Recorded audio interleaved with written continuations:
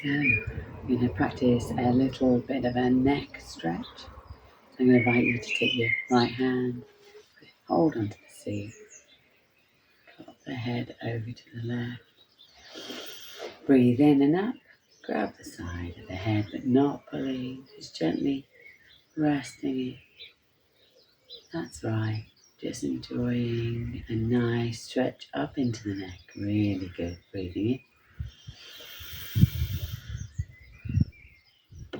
Breathing out. Let's have another one again. Breathing in. Breathing out. This is my puppy. Right, I'm going to move to the other side. Left hand holding on. Dropping the head to the right shoulder. Arm up to the side. Just holding the side of the head. That's right.